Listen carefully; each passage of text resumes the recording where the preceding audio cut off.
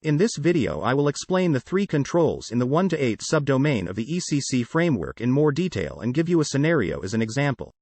1.8.1 states that periodic cybersecurity reviews must be conducted by the organization's cybersecurity function to assess compliance with the cybersecurity controls in place. These reviews can take the form of self-assessments, risk assessments, or internal audits, and should be conducted on a regular basis to ensure that the controls are working as intended and that any new risks or vulnerabilities have been identified and addressed. 1.8.2 states that in addition to internal reviews, cybersecurity audits and reviews should also be conducted by independent parties outside of the cybersecurity function. This could be an internal audit function, an external auditor, or a specialized cybersecurity consulting firm. The goal of these external reviews is to provide an independent assessment of the organization's cybersecurity controls and to identify any areas where improvements are needed. 1.8.3 states that the results of both internal and external cybersecurity reviews and audits should be documented and presented to the Cybersecurity Steering Committee and the authorizing official. This documentation should include the scope of the review or audit, any observations or recommendations made by the reviewers, and a plan for addressing any issues that were identified. To comply with these controls, the organization should establish a process for conducting periodic reviews and audits, and for documenting and reporting the results. The organization can use various tools and methodologies to conduct these reviews and audits such as ISO 27001, NIST, COBIT, and SOC2.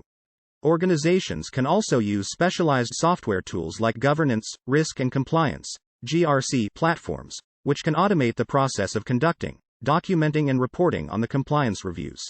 Let me provide you with an example scenario and step-by-step guidance on how to implement the controls in subdomain 1 to 8.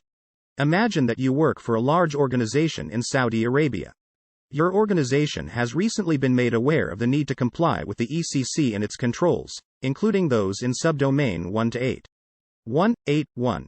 To implement this control, you would need to establish a cybersecurity review process that is conducted periodically by your organization's cybersecurity function. This process should include a comprehensive assessment of your organization's compliance with the cybersecurity controls outlined in the ECC. One way to do this would be to create a checklist of all the controls and then have a team of cybersecurity professionals review and assess your organization's compliance with each one. 1.8.2. To implement this control, you would need to engage an independent party outside of your organization's cybersecurity function to conduct cybersecurity audits and reviews. This could be done by hiring an external auditor or by engaging an internal audit function, as long as it operates independently and doesn't result in a conflict of interest. The auditor should follow the generally accepted auditing standards, GAUS, and any relevant laws and regulations when conducting the audit. 1.8.3.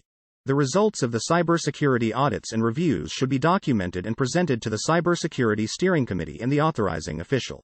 The report should include the scope of the audit, review, any observations or findings, recommendations for improvement and a remediation plan for addressing any identified issues.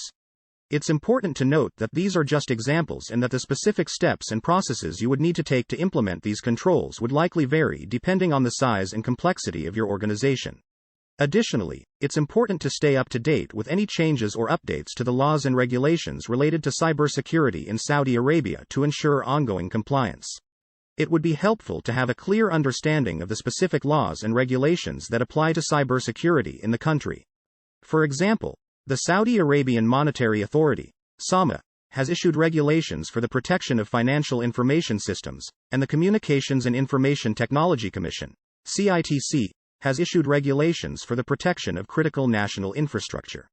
It would be important for an organization to be familiar with these regulations and any others that may apply to their specific industry or sector.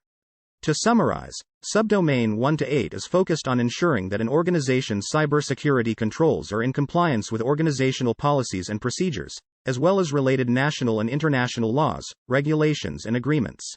This is accomplished through the use of periodic cybersecurity reviews and audits. Control 1.8.1 requires that the cybersecurity function within the organization conduct periodic reviews to assess compliance with cybersecurity controls.